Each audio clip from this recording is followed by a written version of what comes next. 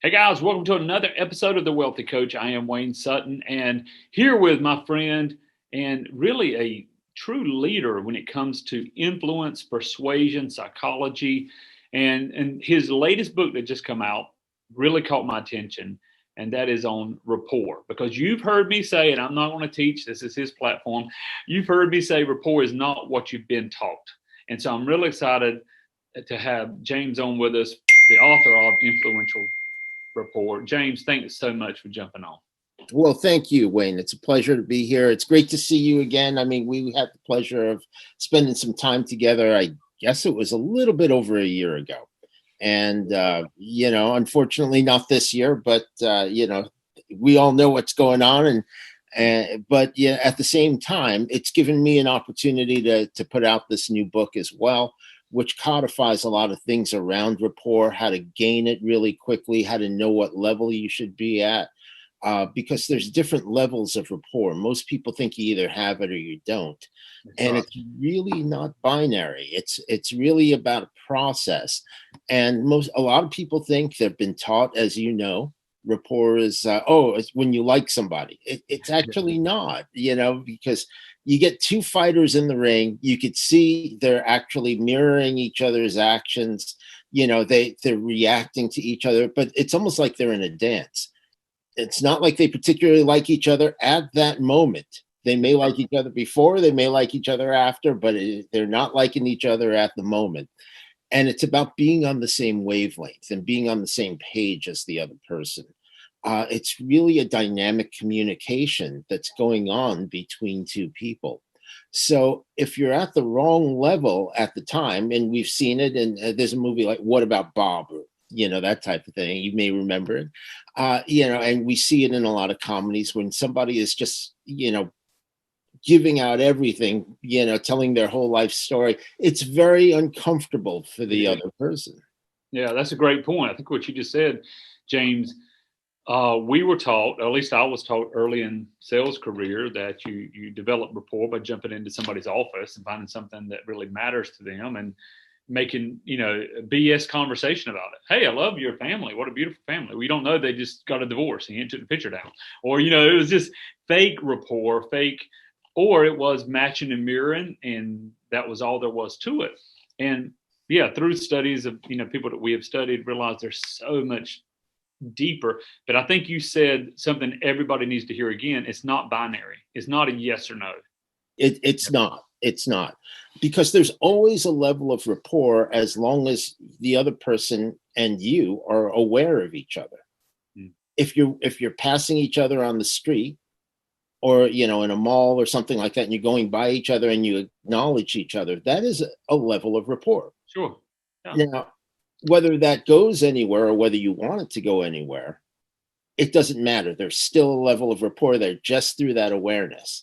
It's where you, but because you have it, you can take it somewhere else. So, say, for example, the first level is you're aware of the other person. If you're in a store and you're buying a drink and you're giving the money over, that's a very transactional level of rapport. But the difference between that and having a more relational level is, hey, how's your day going? And really sincerely being curious about it. And you notice when you do that, as opposed to the generic, oh, have a nice day, there's the person opens up, Yeah. right? And so there are different levels depending on where you take it. And because you're aware of it, you can then begin to control it and use it. Mm, that's good. That's good. So I know we're in similar businesses. We are consultants. We help people in different areas of life. When you're working with someone in rapport, let me back up a little bit. How important is it?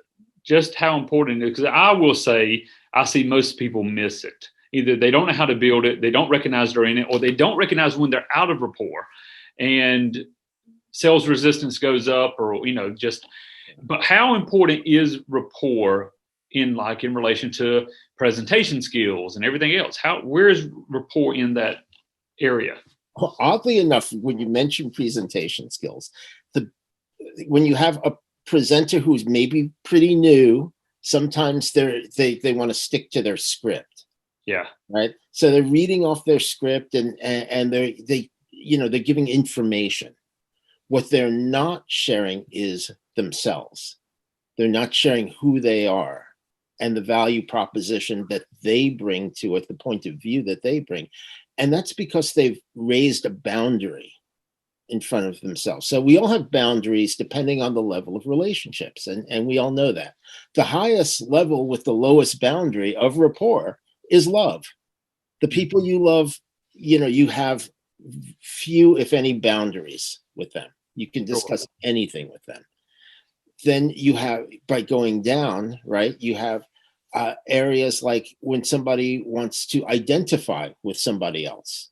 Again, a lower level of boundary, not as much as love, but they want to be like the other person. Yeah. So they identify with that other person. They've lowered their boundaries, so they're like the other person.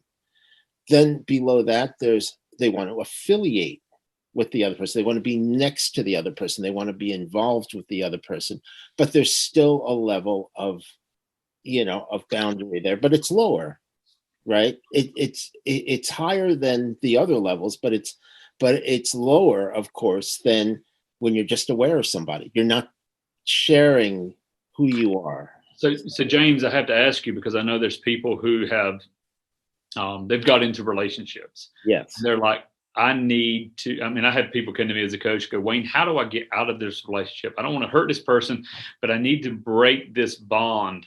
Just like we want to gain influence, and we want people to, we want to gain influence with certain people. Some people want to get away from.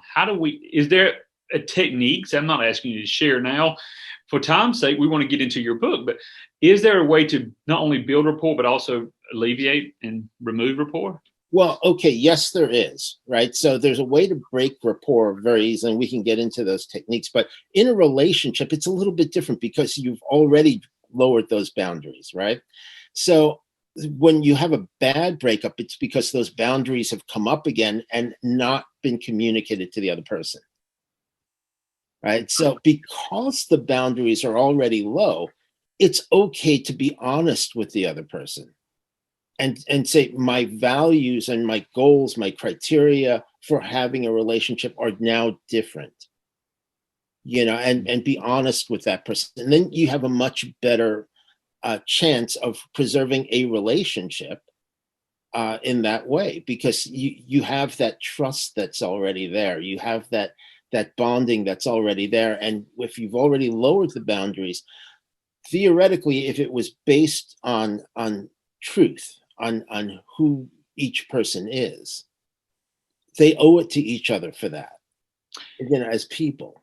Yeah, theoretically. Yeah, you're right.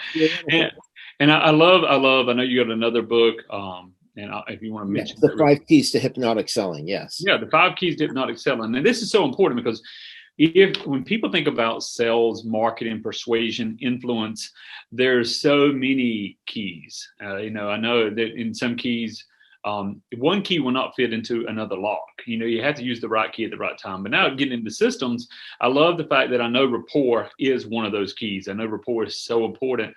And what I really love is I've read your book, and I'm actually reading your book. I'm almost through with it, and I'm like, oh my goodness, there's so many. It's sometimes things I've been aware of, but now you made it in a different context. Or things that I never even knew, and I'm picking up, and I'm like, this is why this client is acting this way, or this is why I'm able to get this client on board. And if you're really a coach or consultant, I know a lot of my listeners here on The Wealthy Coach, that's who you are, then I'm going to tell you, pick up this book, because it will give you a new shift on perspective. And I will say this too, a lot of the books that you've read in the past, a lot of the things you've studied in the past, if you can draw good information out of it, I always go back to, Bruce Lee, absorb what is useful, reject what is useless. But some of that stuff needs to be rejected, and it's time to take a fresh look. And as Bruce Lee would say, you cannot fill a cup that is already full. So empty your mind for a few minutes, grab a hold of James' book, because there's so much when it comes to influence, and really take notes. And I give you a lot of praise on that, James. It's not a lot of fluff. I mean, you go right into the book and really give material that people can use. And I think today, when we're communicating by Zoom here, we've met face to face, but now we're meeting by Zoom, and it's you have an opportunity to build rapport today with strangers like never before, with Messenger, Facebook Live, Zoom, and build high level of rapport with somebody. So what is a technique, if you want to share any of your techniques or anything that somebody could use today, maybe they're just trying to win that girl, win that guy, win the next presentation, or just build a better marriage? What's some rapport building, just one or two tips you could give somebody? Okay, well, I mean, if you're just meeting somebody, stranger to stranger, right? So there, that's the most difficult way to create rapport. I mean, because you're kind of in a situation where you don't know where the other person is, whether they even want to have any type of interaction. The best way always is to go first. Start lowering your boundaries a little bit, share who you are, because that is when the other person responds. So if we had just met, hey Wayne, you seem like a really good guy. I would love to get to know you a little bit better. This is what I do. And if there's, I don't know whether we can ever do anything together, but if there's anything I can do to help you, I'm happy to. Great. Right. So you notice that the boundaries just begin to lower. You just feel it because I'm sharing of myself. When if you're meeting somebody like on a date, right, and which is also difficult. The whole point is not to treat it as an interview, it's not a job interview. It's about sharing who you are, and as opposed to doing things like receptionist type questions, right? Oh, how's your day going? Or, what did you do today? That type of thing. It's like, if you say something, hey, Wayne, I had an incredible thing happen today. Right. Storytelling. Exactly. Yeah. Well, the storytelling, I will be updating the 5 keys book with a 6th key about storytelling. So, and people who have it on Kindle will get the update because I'm not going to be putting it out as a new book.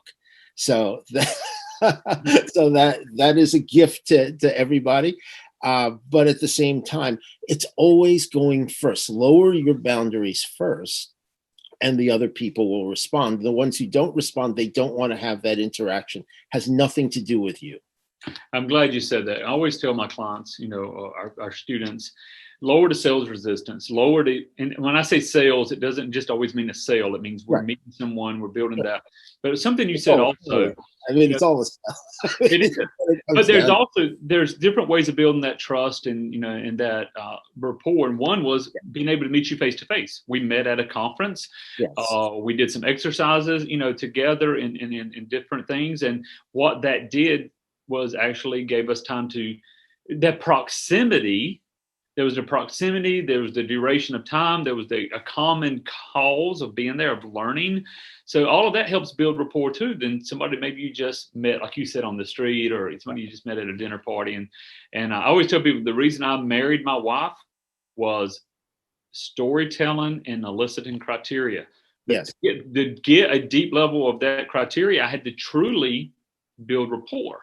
And so, Well, just the fact that you elicited criteria builds intense rapport, because most people never ask. Getting back to your previous question, if you want to break rapport with somebody, once you know the criteria and their values, you start talking about things in opposite terms. And immediately they'll appreciate that, whatever you're selling or whatever you're talking about is, you've asked them about their criteria. They'll say it's not for me, and say, I understand, and just be honest with them, and just be, authentic with them. And essentially this whole book, Influential Rapport, comes down to understanding that there are different levels. It's dynamic. You take people through the different levels, you get buy-in at the different levels, and you create deep rapport.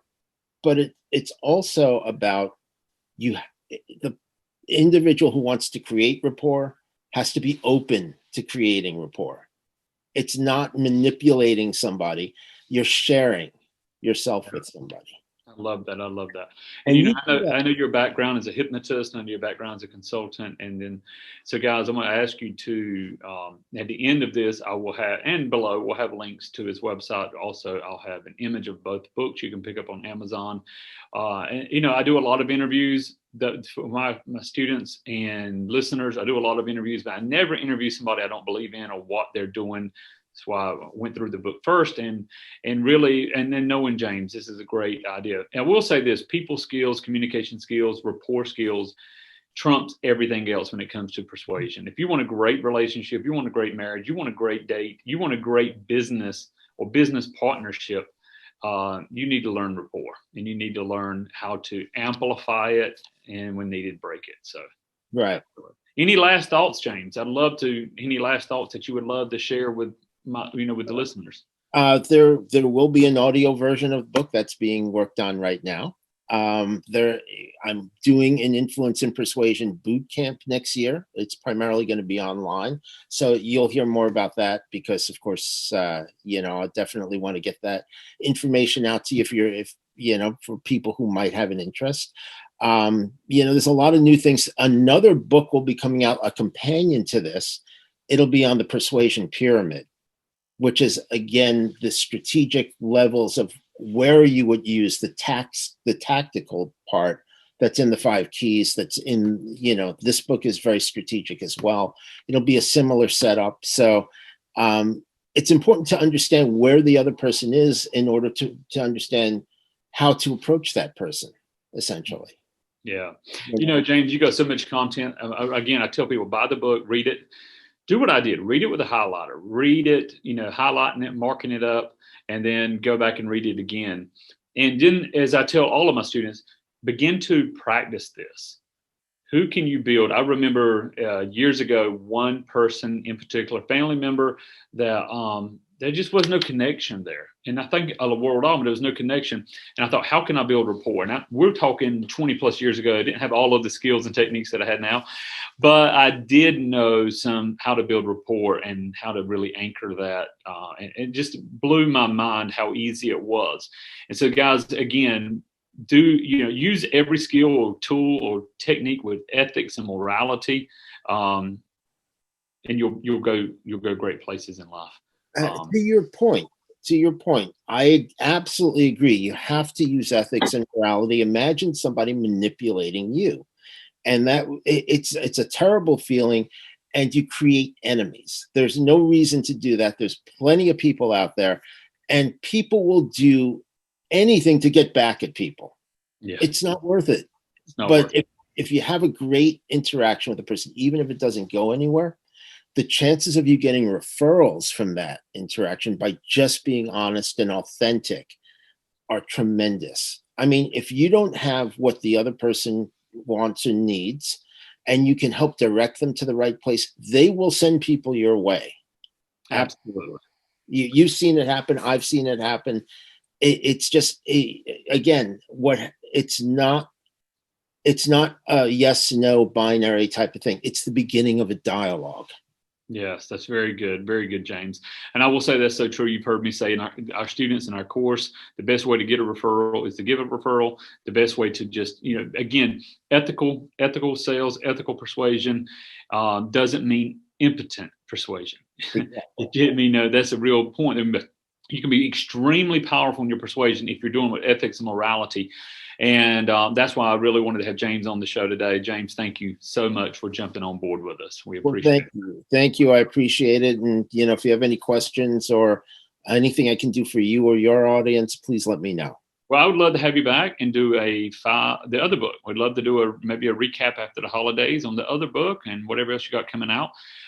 Guys, if this is your first time again following us, maybe on this podcast, you're hearing us on audio, you can also find us on howtosellyourcoaching.com. Now, I want to invite every one of you to get James' information, look at the banner below or look in the show notes, and then jump over to howtosellcoaching.com. If you're a coach, consultant, service, any kind of service business that you're in, public speaker, and you want to learn how to go full time and make the kind of money that you can make, then go to howtosellcoaching.com. check out our case study and jump on a call with us. There's no obligation. We work with 10 new coaches per month. There is a limit. We work with them because we work intimately with them to get you where you want to be. So check it out. That's howtosellcoaching.com. And thanks again for following us here on this podcast. Hit share, hit like, all that stuff that says you love us, and we'll see you next time. Thank you so much. Okay. Thank you, Wayne.